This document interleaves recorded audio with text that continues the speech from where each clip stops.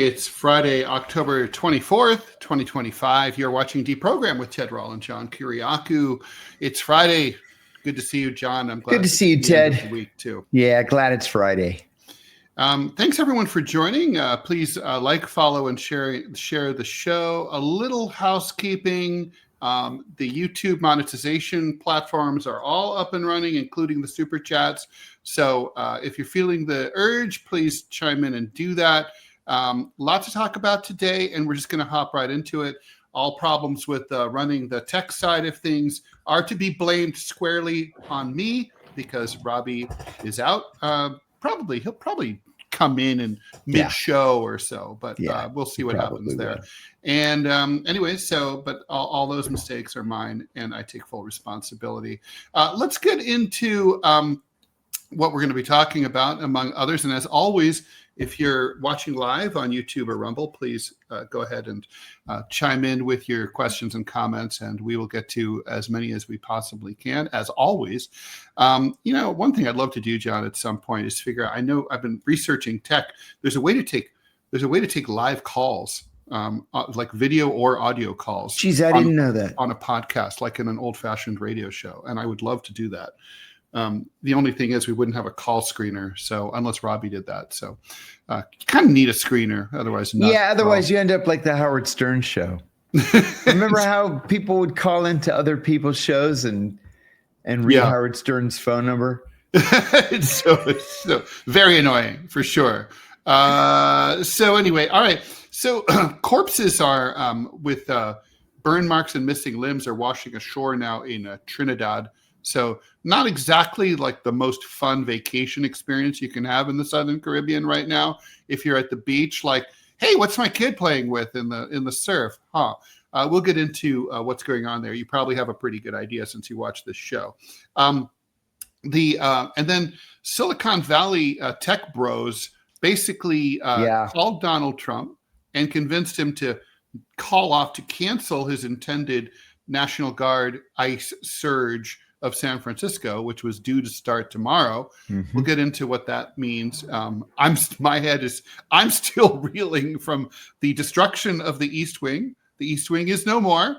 It was there, and now it's not. And it seems like very is symbolic of all things Trump, and that we didn't really get to talk about that as a country. Didn't. Not really. We didn't know. And the Washington Post reported today that it has become the most popular tourist attraction in the city. Now, of course, everything is closed because of the government shutdown, but there are more tourists now going to the East Gate of the White House to take pictures of the rubble that until recently was the East Wing of the White House than any other tourist attraction in Washington.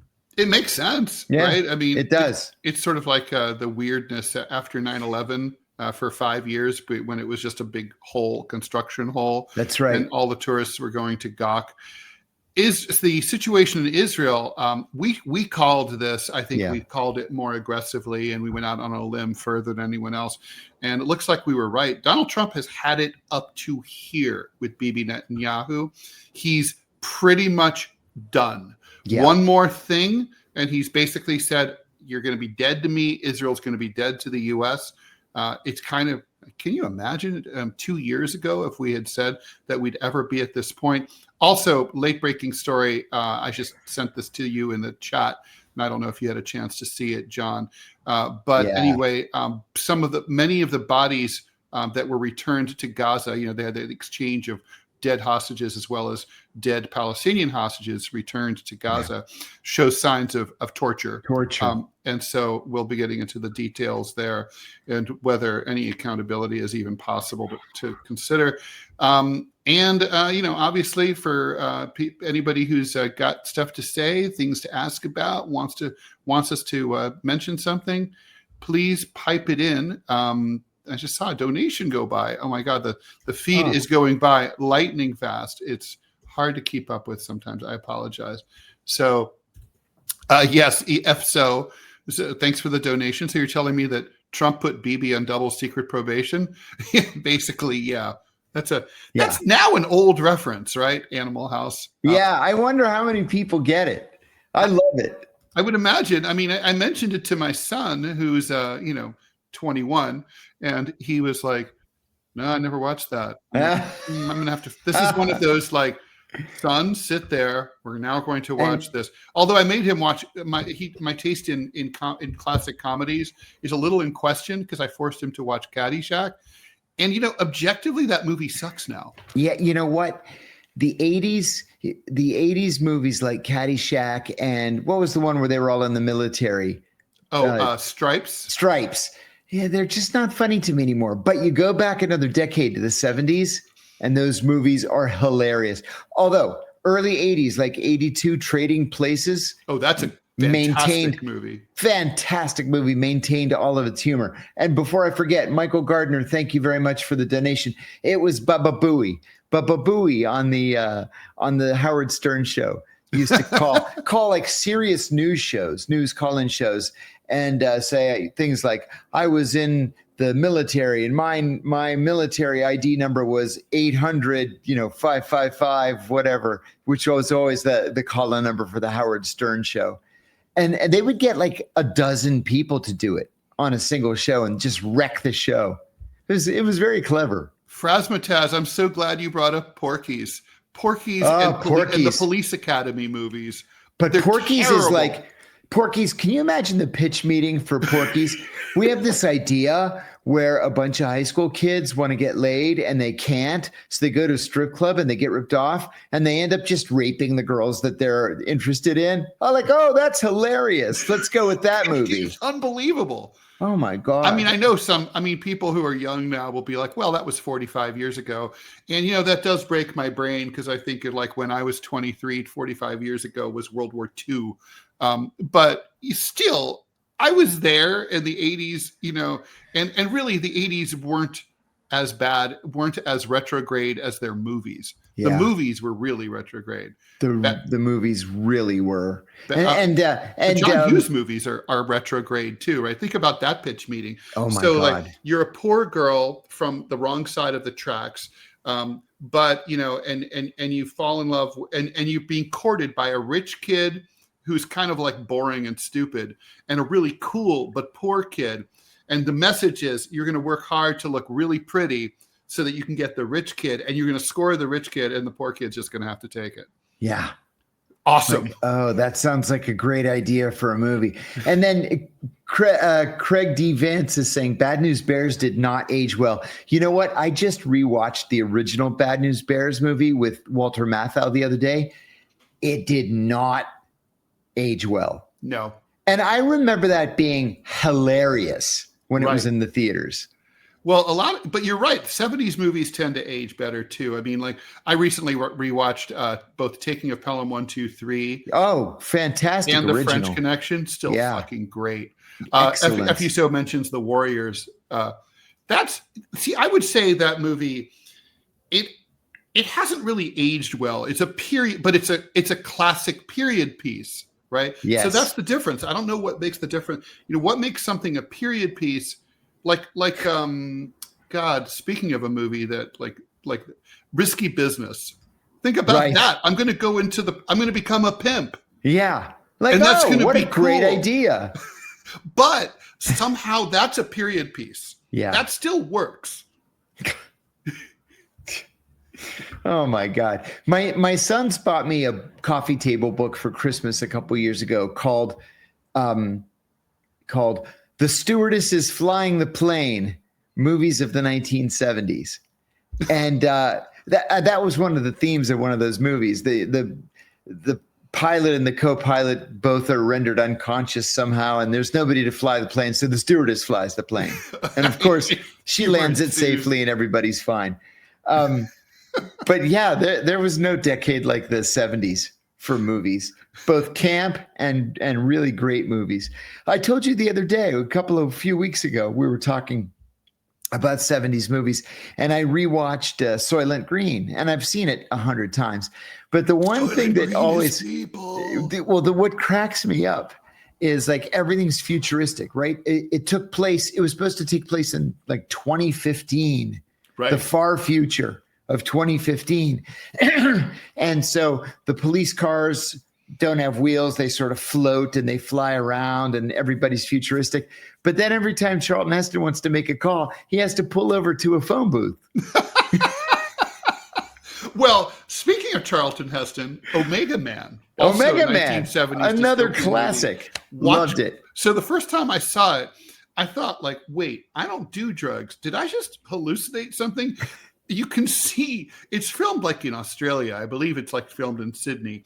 I could be wrong about that. But anyway, at one point, it's a world where everybody's gone. The cities are, the streets That's are why empty. He's the Omega Man, the last and man. you can see a car drive by in the distance. I'm like, wait, did that happen? It's like in Cleopatra. Elizabeth Taylor's out in the desert with Mark Antony, and there's this like 747 crossing over the sky. The Romans were far more advanced than you give them credit for. Coming into ancient Cairo airport. So I love stuff like that. Yeah, we could do, by the way, we should totally do, okay, that's an idea. We're going to do a Rumble Premium about movies. Let's do that. That sounds like an awesome idea. Yeah. Yeah. Cool. Done. All right. So what do we want to talk about first? Trinidadian corpses. Yeah, let's talk about these corpses, because this is indicative of a bigger problem.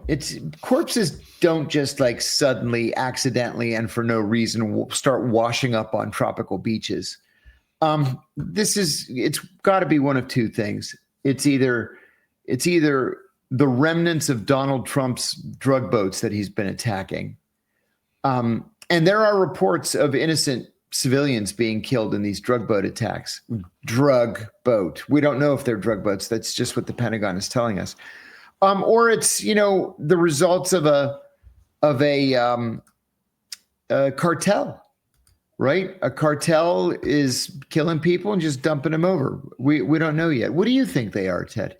I do think these are people who are being, these are victims of the Trump bombings. Yeah. Right. And that's where I lean. And I mean, so the thing is, the drug dealers wouldn't have blown them up into little pieces. The bodies have burn marks and missing limbs. So to me, that says drone strike. And look, here's the part that like really I find very disturbing. The Prime Minister of Trinidad, Persad-Bissessar. I don't know how you pronounce that. She's totally, on Team USA.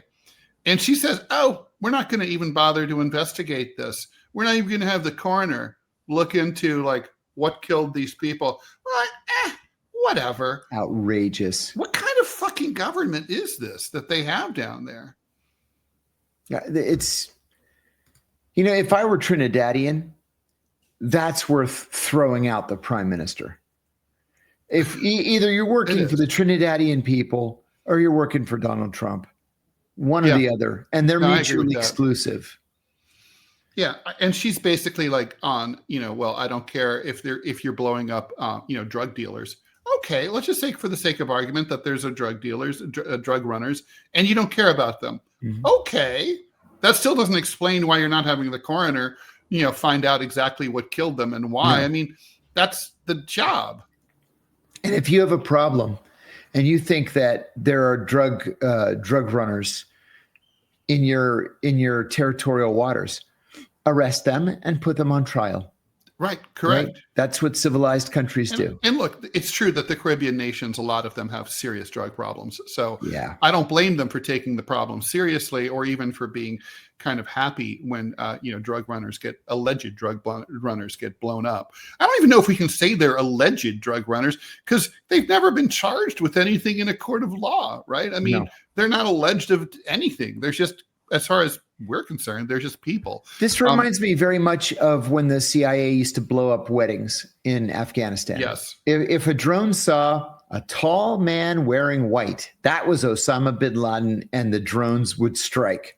And we wiped out dozens, maybe hundreds of people that way. And that was it.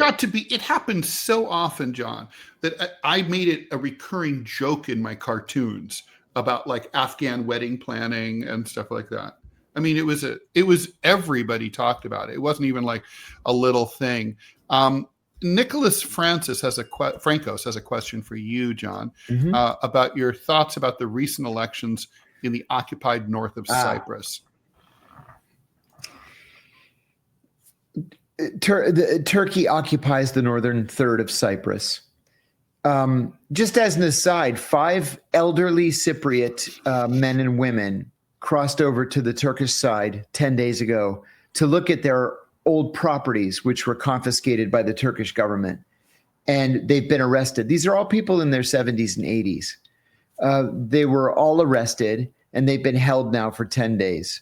The Greek Orthodox Church asked Marco Rubio to weigh in and to call the Turks and ask for their release. Anyway, the only country in the world that recognizes this rump Turkish entity in northern Cyprus is Turkey. Of course. That's it. It's the only country in the world that recognizes it. Nobody in the international community recognizes it. Thus, these elections were moot. They mean nothing. They were fixed. And of course, the person who won is pro-Turkish, has to be, supports Turkish emigration, settlement, the settlement of Turks in northern Cyprus to further Turkify it, and opposes any talks with the Cypriot government. So, and the Turks can put whatever stooge they want up in northern Cyprus. It's not going to make any difference one way or the other. Another question. Rob Steiner is asking, Ted, John, greetings from the UK. Seeing as DeProgram is doing so well, have you both thought of taking the show abroad? It would be great to have a Q&A on stage in front of a live audience. Oh my gosh, what a fun idea. Hey, Rob, if you or anyone else knows, this is not just an offer for the UK. I think I speak for both of us in saying we would totally do that. Obviously, we would have to have our expenses covered and stuff like that. But yeah, we would do that. Yeah, I would. Why not? We like to travel, I mean, also, I would do a live audience here in the United States too. Live audience is fun. Yeah, it is. Yeah, I like that. Ray C2020 says he watched your 9/11 Tucker Carlson episode. He kept pronouncing your last name wrong. Sounded like Kiriakou. Tucker and I have been friends for, I don't know, 8 or 9 years, and he's never ever said my name correctly. And I correct him all the time, and he just can't process it, which is funny to me because it sounds just the way it's spelled. It's spelled just the way it sounds. I would totally take this on the road stateside. No question there, Houdini. And Efuso, thanks for the donation. John should write a semi-fictional movie about a spy who was framed and has to survive prison. Cool hand, Kiriakou. Well, I don't think I'm speaking too much out of school in saying that John and I have been in the very earliest stages of thinking about writing a book together, which would be a spy novel. And I think it'd be fun. Yeah, we've got a plot, we've got beginnings of an outline, and but we're both crazy busy, so we're trying to find the time to work on it. When things calm down a little bit later in the year, I think we're gonna get to that. Well, you and I were talking about this, about things calming down. I'm almost at the point where I can start quitting things. I can start quitting things that aren't as important or aren't working or no. And I've got a business manager now who tells me quite literally every single day, stop doing podcasts, not our podcast, other people's podcasts, because I have a hard time saying no to anybody. And I mean, I've talked to podcasts where there were 10 people on or 12 people. Oh, and he's like, you got to stop. So I'm like you. I have a hard time saying no to that too. Yeah, I do. I mean, part of the reason, Ted, is people have been so kind to me over the years that I want to pay back the kindness or pay it forward or whatever the saying is. And so I just say yes and I do it. And they told me the other day, my business manager and my attorney told me, just as a policy, you should not do any podcast that has fewer than 1 million subscribers. Oh, wow. And I said, okay, maybe I'll do that. Well, that's sort of like this rule I have about entering journalism contests. I always argue with Scott Stantis about this. And I said, you should never apply for a prize that is less famous than you are. Yes. Yes. I mean, the whole point of the prize is to elevate yourself, not to elevate them. You're absolutely right. But I've been on the board of organizations where they'll just make up some award or some prize and then seek to give it to somebody rich or famous or important, hoping that they'll then, bring a bunch of people and buy a table and raise money that way. I don't like it at all. Some people are saying, please keep doing the podcasts, but I'm with your business manager. Time is limited. Energy is limited. And like part of creativity and what we do involves creativity. A lot of the stories that people like us to talk about, they come from us living our lives, and we have to draw on that in order to do commentary. And people they need downtime. I think Americans really undervalue downtime and other time and just random weird shit time. Yeah. Uniquely so. You're absolutely right. No one else. I've never been to any other country that's quite as extreme in that respect. So, all right. So, I mean, we'll continue. I guess Congress is. Oh, by the way, another thing related to Trinidad before we move on. Yesterday, Trump confirmed that he has no intention whatsoever of consulting with Congress or anyone from Congress concerning these boat attacks against Colombian nationals, Venezuelan nationals, apparently perhaps Trinidadian nationals, and who knows was probably a Colombian who was blown up in the Eastern Pacific. Mm-hmm. And I guess Congress is just going to, they're okay with that. Yeah, they're okay. I never in my 61 years have I ever seen a Congress so willing to proactively cede their authority. Me neither. I've never seen it. And people might think, well, it's a Republican Congress, it's a Republican president. That's normal. That's not really true. Even within the same party, Congress tends to, or historically, jealously protected its prerogatives. Yes, and that's just not the case anymore. And it's increasingly not the case among the judiciary. Yes, that's also very, very surprising. Yeah. All right, Rob Stater, I want to say real quickly, thank you for your kind comments. He saw me earlier in the year, he said, and until Meta screwed up my speaking tour, we are reconstituting that speaking tour. We're going to start in Las Vegas in December. And I'm excited about it because we're looking at doing maybe 2 weeks in Las Vegas. And then we'll take a break through Christmas and New Year. And then in January, go up to Seattle and start the new year from there. So thanks for that. We're coming back. I like visiting Seattle a lot. I like Seattle very much. It's really a gem. I'm due for book tour, Northwest book tour. It's been a while since I did one of those, and they're always very well attended, and the people who show up always have good questions. It's fun to do it, to go up there. Okay, shall we talk about Israel?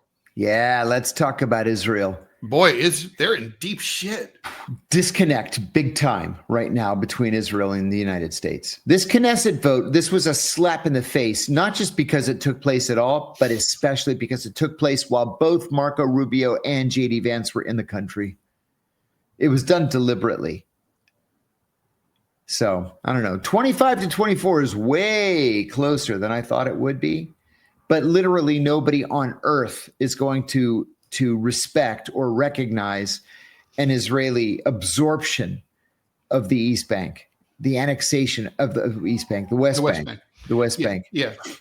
No, nobody's going to. I mean, look, here's the thing. Everybody kind of knows that probably the big Knesset, the actual Knesset, wouldn't pass that. But it's fucking insulting to America as during a state visit. By the Vice President of the United States and the Secretary of State, after, really, let's face it, the U.S. really went to the mat for Israel for years and years, but especially over the last 2 years, especially this administration. And basically, it's just like it's so fucking rude. Yeah. It's such a fuck you. That's the word. And so rude. It's fucking rude. And so there's this, the Israeli press is full of this quote, which I'm not going to get quite right, but it's not that far off, from a top-ranking White House official who said on the record, albeit anonymously, if Netanyahu fucks Trump one more time, Trump will fuck him. And asked what he meant by that, he said, Israel is in danger of losing its relationship with the U.S. entirely. One more, basically, they're on double secret probation.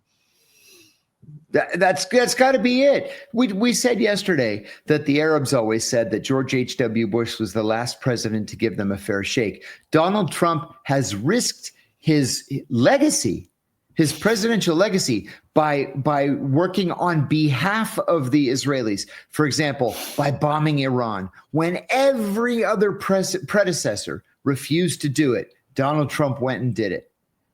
And then still they screw him. Okay, well, John, we have to handicap the next question. Okay, so I do believe this report. Everything that, it feels right. It passes the smell test. It seems right. It fits in with everything we know about Donald Trump and his personality. And frankly, it's what anybody would do, right? Okay. Will the Israelis press the issue? Will they do something else? Will they back off and calm the fuck down and not break this relationship? Or, like a nagging shrew of an evil wife, will they just have to go for one more fucking push? If it was up to Netanyahu alone, I would say his inclination would be to push, but he's smart enough to back off. Agreed. But it's not up to Netanyahu alone. He's got to worry about Itamar Ben-Gvir or Bezalel Smotrich. I mean, the pressure from the extreme right in Israel, the pressure against Netanyahu is sometimes unbearable. And he has to do what they say. He's been anticipating that maybe there's going to be a rupture with the U.S., which is why about a month ago he gave that ridiculous speech that tanked the Tel Aviv Stock Exchange, saying that Israel should be prepared to go it alone with an autarky economic system, because of all the vast natural resources that Israel has. Right, exactly. And don't worry, they can run their entire economy in perpetuity on the handful of software companies that they have. Yeah, for sure. Yeah, it's going to be a ways-based economy. Exactly. Yeah. Exactly. Or that seltzer company that they have, SodaStream. This kind of surprises me too, Ted, because Netanyahu has always had the reputation of being a survivor, right? Everybody says his worldview was set in stone when his brother was killed during the Entebbe operation against Idi Amin in Uganda. And, he's been a fighter ever since. He joined the Likud party early on. He was ambassador to the U.S. He was ambassador to the United Nations. He returned to Israel and has had every cabinet position. He's the longest serving prime minister in history because he gets it and he knows when to back off. But I'm just not sure that's true anymore. I don't think that's true anymore. I think he's gotten too old. And I think maybe his play is that, really his biggest threat is from the right and also from the Israeli courts. Yeah. And I think he realizes that he's now in a position where he's going to have to blow it up. I think he is going to blow it up, or they're going to blow it up, more accurately. And then Trump is going to be in this position where he has to decide whether he wants to make good on his threat. You know how Trump is. He bloviates, he threatens, but then sometimes he changes his mind over and over and over. I think they're going to push it. I think you probably agree with me. And then will Trump follow through? A, and will it last? B, I think he'll follow through. Yeah, but I don't think it'll last. No, it won't last. It won't last because the Democrats are completely in the pocket of AIPAC. Yeah. And so politics are cyclical here, just like they are everywhere else. A Democrat's eventually going to be president again, maybe in 3 years. and AIPAC is going to celebrate, and then the U.S.-Israel relationship goes right back to where it was. Despite the torture. Quick comment from Angela Falalala. Damn, I had delusions you guys would come speak in Vermont at a bookstore someday. I guess you guys are kind of too big for that. No, you know what? I'm not. I would do it. My sister lives in Bedford, New Hampshire, and we always drive over to Vermont just because I love doing stuff in Vermont. It's a nice state. But I would do that. Sure. I love Vermont. I've been up there and I like it, and I would totally drive up there. No problem. I think I've mentioned to you, my brother insulted me several years ago when he said that he never knew anybody who would work as hard for $20 as I would. and this is one of those examples. If a bookstore called me and said, "Hey, would you and Ted come over and do a 2-hour thing? We can buy you a cup of coffee." I'd say, "Yeah, sure, I'll take a cup of coffee." Yeah, no. And then everybody around me would yell at me, but sure, why not? I'd take the cup of coffee. I'm kind of like that too. And look, why do we do this, right? It's to talk to people. So talking to people in person is great. Like, why not, right? Yeah. Totally here. Godnoth says the Israelis are behind Netanyahu at least 50% still, right? I'm not sure that's true. Well, I don't know.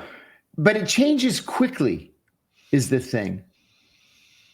It changes quickly. But the bottom line is that the point of equilibrium is that the U.S. is on the side of Israel.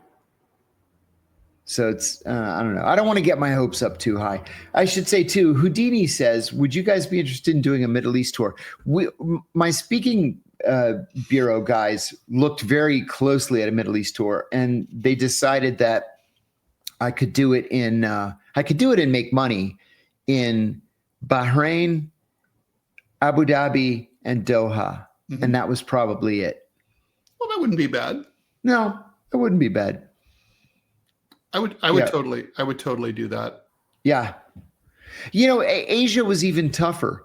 They calculated that the only places I could make money were Singapore and Hong Kong. I think that was it. So you're only allowed to make money in very, very small countries? Maybe we can do Liechtenstein and Monaco. I've done Luxembourg. There you go. I spoke at the Luxembourg Film Festival. And even that was one of those situations where I did it only because I had never been to Luxembourg and they were paying all my expenses. But wait, when you say that, like, you can make money in those places, in other words, you get enough of an audience, or? Yeah, the minimum that they would sign me up for is a sellout of a 600-seat venue. Mm. Yeah, that's the bottom line. It has to be that or better. I mean, yeah, I wanted to tour my most recent book, so this would be an opportunity.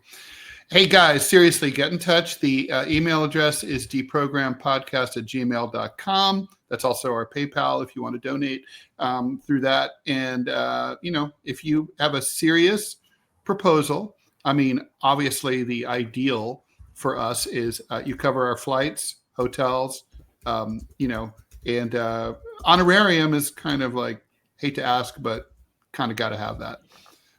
It sort of depends where it is too, right? Like if something's in the Washington or the New York metro areas, that's pretty easy to do.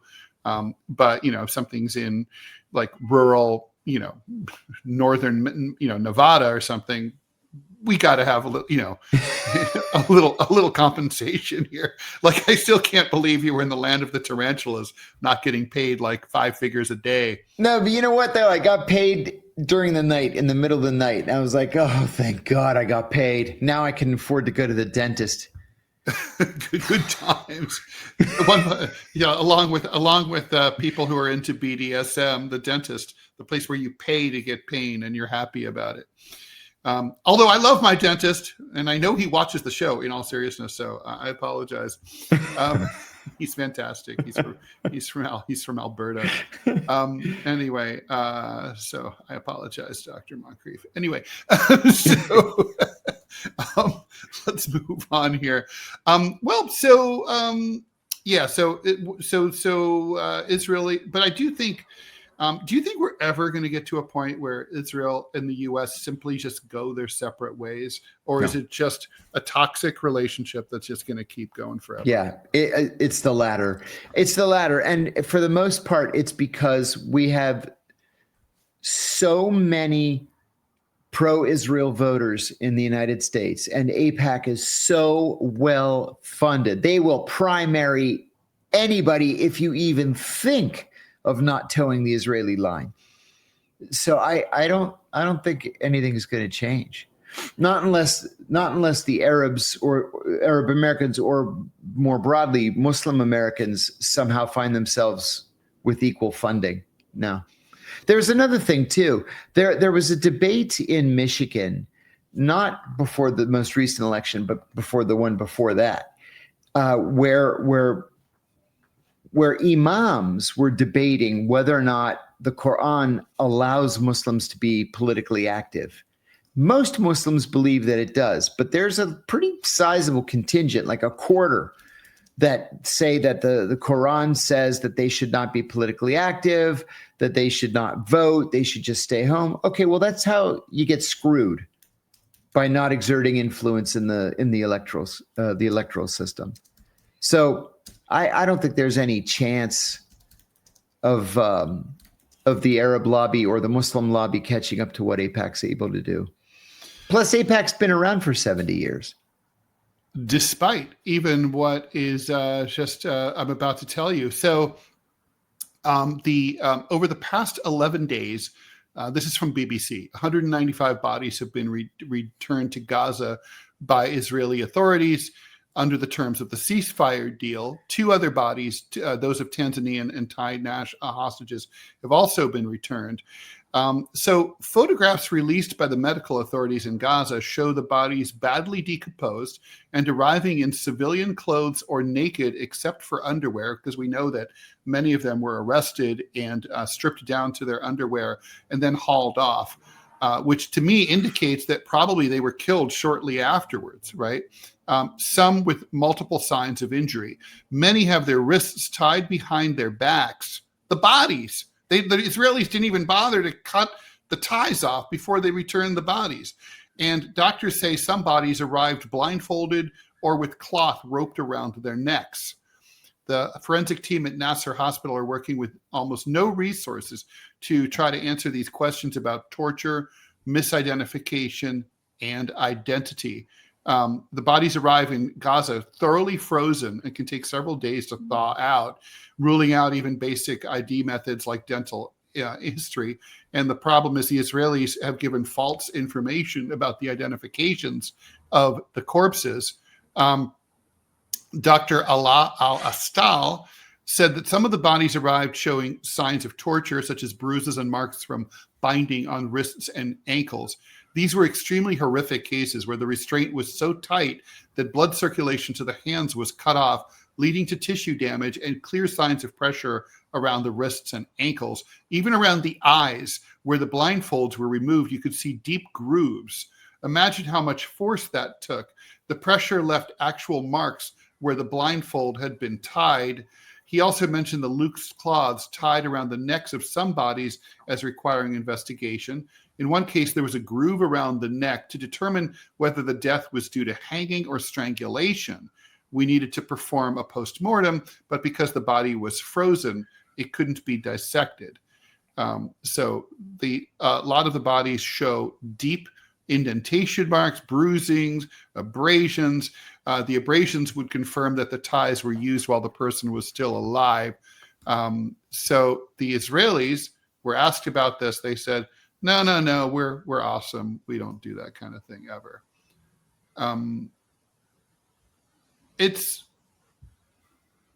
The bodies arriving to me in underwear is maybe the most chilling detail, because we also the men being swept off the streets of Gaza early on in the war and carried off in trucks in their underwear. So to me, it means they were immediately taken and killed. I tell people all the time to watch the show Fauda on Netflix. It is the most true to life show about Israel that I've ever seen. It's written by two former members of the IDF, along with a Palestinian guy, and it really, truly shows both sides of the story. You know, just as you start feeling sympathy for the Israelis, they'll do something in this show that makes you jump to the side of the Palestinians. Then the Palestinians will do something, and you're like, that's not right, and you jump to the side of the Israelis. At the end, you both love and hate both sides. That's how perfectly written it is. Wonderful show. That's cool. I mean, that's sort of like how, I mean, that's good writing, like in you know, HBO shows like The Sopranos, or like in Weeds, or any of those classic shows. You know, you start to, you know, feel, you put a character into the good or the bad box, and then something flips to like make you put them into a different box, and you keep doing that to expose the complexity of the human experience. It's so cool. Yeah. I mean, I'm sorry. I'm still sort of reeling about the torture thing. This is bad. This is bad, and likely nothing will come of it.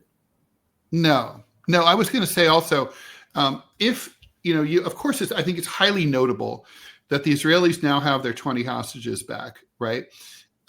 We have heard absolutely nothing about how poorly they were treated. Right now, granted, they've had a horrible experience. No one should be kidnapped. No one should be taken hostage.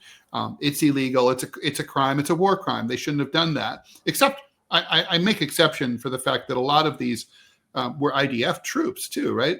I mean, like the New York Times of all places reported like he was kidnapped out of his tank. I'm like, okay, he was a soldier. Okay, he wasn't kidnapped. He was captured as a prisoner of war. Okay, but that's different. But you know, the point is that in many cases, these released hostages came out. They looked pretty well fed, certainly compared to the Gazans.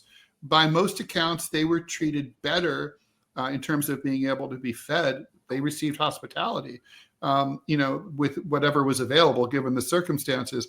I have to think that the Israelis would have played it up big time if it was anything different. That's right. Absolutely right.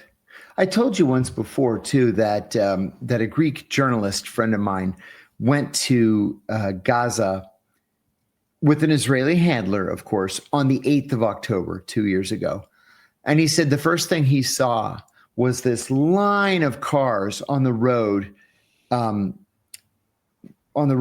going to Gaza. And they all had holes in the roofs of the cars made by 50 caliber automatic weapon fired from a helicopter, clearly.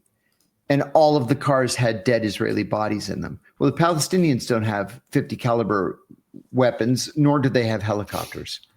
True. A lot of those Israelis that first day were killed by Israel. Yeah, they were. Yeah. And the Israelis don't want to talk about that. Well, speaking of things that we don't like to talk about is the very close, nearly incestuous relationship between Silicon Valley and the federal government. This, we like to think that, I don't know why the press is reporting this like it's a, you know, a one-party problem or issue. It isn't at all. I mean, basically, tech bros, tech billionaires, they will suck up to any regime that's in power, whether it's communist, fascist, or anything in between. And so basically, Trump was planning to go in heavy into San Francisco with federal troops. That was going to, the surge, as they called it, was going to happen on Saturday. And basically, Jensen Huang and Mark Zuckerberg and Mark Benioff and all these other dudes got on the phone, called the White House and said, please don't do this. You know, we've got everything under control. I can't imagine what they really said. They must have said, you know, look, it'll be bad for business if people think that San Francisco is under siege. It'll reflect poorly on Silicon Valley, and we're the fastest growing sector of the economy, and you don't want anything to happen to us. I imagine that's the argument that they made, and the president said, "Okay, all right. It seems like they'll take care of it. They're going to take care of the problems, whatever those problems allegedly are, rampant illegal immigration. I mean, San Francisco, parts of it really are they're fucking horrible, horrible. But I don't think these guys were going to go there to take care of that. No, I have to agree. Well, of course, you're going to need those troops for the hellscape that is Portland, Oregon. Not John's word, Donald Trump's word. Or Portland is a hellscape. Now, listen, the problem in San Francisco is one of petty crime and homelessness. It's the same as any other big city. Donald Trump just hates California and hates San Francisco and wants to inflict some pain. That's the bottom line here. Mm-hmm. But it's no different than any other big city. I mean, he's not going into any Republican cities, right? I mean, I've never seen such a brazenly partisan president in my life. I mean, they're all partisan, sure, but I've never seen someone who's like, yeah, we're going to raise real estate taxes for people who live in states that are democratic. Yeah, we're going to invade cities that are democratic. Yeah, during a shutdown, we're going to target agencies and that Democrats seem to care about more than we do. Fuck the EPA, fuck USAID, fuck NPR. I know they're not a government agency, but fuck their funding. We're going to go after those guys. Somehow the Bureau of Labor Statistics is a Democratic front operation. I don't know how that works. And they came out with numbers today too. Did you see that? They did. And we should talk about the state of the economy. So inflation is a little bit below 3%. Adjusted annually, which was lower than what was anticipated. So I think we're going to see a little bit of a market bump. However, the market might also have baked that in, because what that means is, it might mean another Fed rate cut is in the works, like 1/8 of a point drop, like in the next few months, right? Agreed. So Agreed. That means the economy is cooling off. I mean, everyone's always hoping for the soft landing. And Trump might be lucky enough to have the devil's luck and be able to achieve it. Well, part of the reason I think that inflation is down is because there are 2 million government employees that aren't getting paid, and they can't spend any money. There was a piece in the Post a couple of days ago just saying Washington's restaurants are on the brink of bankruptcy right now. The only restaurants that are making any money at all are fast food. Yeah, peripheral, right? People don't talk about the peripheral economic effects in a situation like this, right? So, but government workers, who either live in the district or in Virginia or Maryland, come into Washington D.C. and what do? They get a latte on their way to work. Exactly. They might stop and they might drop their dry cleaning off. With a view towards picking it up later. They eat lunch out. They might go for drinks after. They might be like, hey, that's a cool store. I'm going to pop in and buy a sweater here. Right. All that stuff. Childcare. They drop off their kid. Now they're like home with their kid all day. They don't need childcare, right? I went to see a friend of mine last night for dinner. He was my boss in Bahrain 30 plus years ago, and he just moved into an assisted living facility, and I went to have dinner with him. I flew there. It's in a town called Burke, Virginia, which is a suburb, and traffic is usually a friggin' parking lot. And I just flew right down the highway. No problem. I was there in 30 minutes. It was ridiculous. But it's because of the shutdown. There's no traffic because nobody's going to work. And with nobody at work, there's nobody going home from work. So it's noticeable. And gas prices here have fallen. Just the place closest to my house, $2.77 a gallon. I honestly cannot recall the last time it was $2.77 a gallon here. And if it's $2.77 here, 20 miles south of Washington on Interstate 95, it's $2.50. And do you think that's a reason? I mean, do you think that gas price change is a regional variation because of reduced local demand? I mean, does it work that way? Usually no, but in a place like Washington with this many people not being paid for this long a period of time, I think so. This People is just pretty don't funny. need to fill up. Houdini, always with the funny remarks. The fat National Guardsmen should be keeping the restaurants in business. That's right. They are some chubby folks. I never get over, John, watching yesterday I was driving out in the hinterlands outside of New York City, and there was some cop had stopped, pulled someone over for a local traffic stop. I don't know what they did, and they're all covered with Kevlar and bulletproof vests. Yeah, like G.I. Joe. They look like G.I. Joe, these guys. First of all, I mean, it's got to be uncomfortable, and it's got to make. I know myself. If I were a police officer and I have to wear that, I mean, I run hot. If it's over 60 degrees, I'm sweating and uncomfortable. I would be grouchy, right? It would put me in I would just be miserable all fucking day. It would remind me of when I worked at Friendly's as a dishwasher when I was 15 years old. Yeah. And I had to wear a polyester shirt that didn't breathe, and it was sweating like a pig. And I just hated my life the entire time I was there. I mean, it can't be good for the state of mind of the cops. But it's also sort of why do they need? I mean, really? Are they going to be pulled over? In Westchester County, are they going to be? Are they going to be blown away? They pull over some white guy for driving 8 over the speed limit. Is he going to pop him? I don't think so. Right. I don't think so. I agree with you. I don't get it. I really don't get this whole militarized local police thing. No, I've written about this a couple of times, and to me, the most egregious example is Ohio State University's campus police.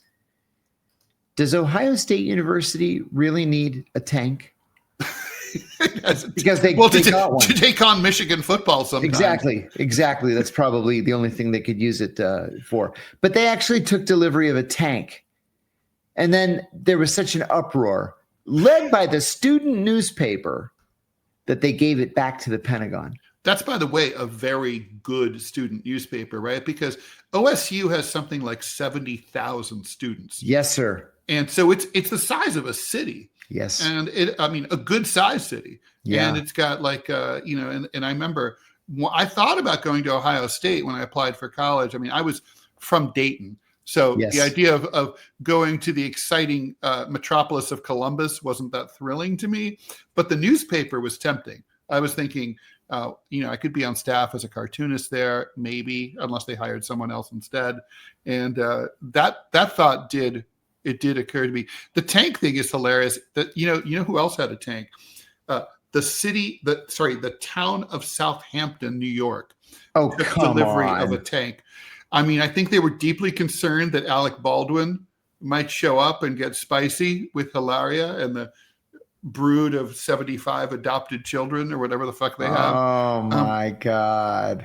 Southampton, what's the threat from? Seagulls? I mean, it's oh my it's God. a beach community for the rich and famous. What? Wow. We've got a good question from Tabby J44, and thank you for the donation.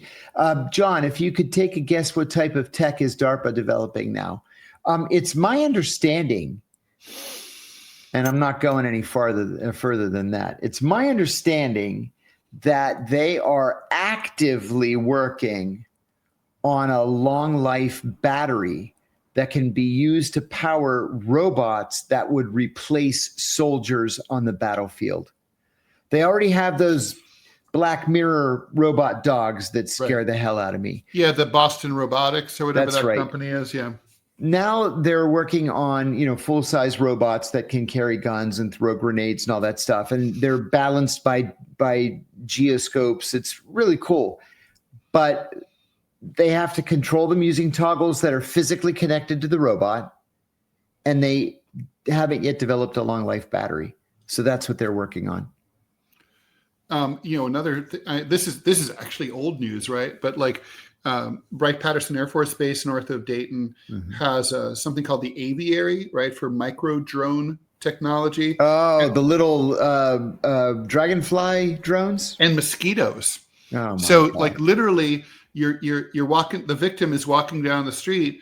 They feel a little pinpoint prick like a bug, and then that's it. They're gone. I think this shit should all be illegal. I think by international treaty. Yeah. I think that the U.S., which has because we have the leading edge on this technology, we're in the best position to call a treaty and negotiate its terms and say, listen, we can all do this and we can get into this big arms race, but it's going to be a dystopian future. We're all going to be trying to outspend each other. We're going to be spending money on this crap instead of on people's needs. Let's all get together and do like what most of the world did with landmines and just get rid of them, or chemical and biological weapons. I mean, I know rules of war are kind of a silly idea in a way, because it's war. War is a breakdown of all civilized behavior, but there should be some rules. Yeah, there really should be rules that we respect. Unlike, the International Court of Justice, the International Criminal Court, that we just pretend doesn't exist and then threaten sanctions against them when they do things we don't like. And thank you, Joshua, for your kind donation. Frasmataz says, yes, this is correct, although battery and capacitor is not the right idea. Maybe bioreactors that feed on plant mass or animal flesh, biochemical reaction, yes, worse than Black Mirror. Probably Definitely is. Yeah, probably is. Scary, man. Totally. Well, let's see. We have just a few minutes left here. Oh, Robbie says that they have a tank out there in Kalispell, Montana. Having just been to the mean streets of Kalispell, I mean, it's true that there were times, if you closed my eyes, it could have been like being in Afghanistan in 2001, almost exactly the same. But no, that's where Glacier National Park is. It's really beautiful. Probably your biggest danger is being eaten by a bear or a wolf. That's a problem. Might need the tank for that. Anyway, any last second questions here? Yeah, Vic in Greece says we need those rules. I like that question. How could they not destroy landmines with satellite and laser technology? That's a good question. Yeah, that's a good question. Instead of sniffing dogs and stuff. You are welcome, Gregory. Thank you for the awesome stream. We are happy to do that. And guys, we are here Monday through Friday. Yeah, and we are here Monday through Friday, 9 a.m. Eastern time. For DeProgram with Ted Rall and John Kiriakou. We'll be back Monday at 9 a.m. Just a heads up for people who like to plan their entire week around our little show. We are going to take Wednesday off, Wednesday, October 29th, but just Wednesday. So next week is a Monday, Tuesday, Thursday, Friday kind of week. Producer Robbie maybe can put together a rerun reel for people to want to check some of the older shows that you may have missed, or just to watch them again. I'm a big rerun person. I watch a lot of stuff again. I do too. So anyway, please like, follow, and share the show. As always, we really appreciate your donations. Please stay tuned to the TMI show with me, Ted Rall, and Manila Chan. We are coming right up after this. That's going to be the Rumblers will be transferred automatically over there. For YouTubers, you can just go over there on your own. John, always a pleasure. Have a fantastic weekend. You too, Ted. Enjoy the weekend. And thanks, everybody. Talk to you later. Bye-bye. Bye.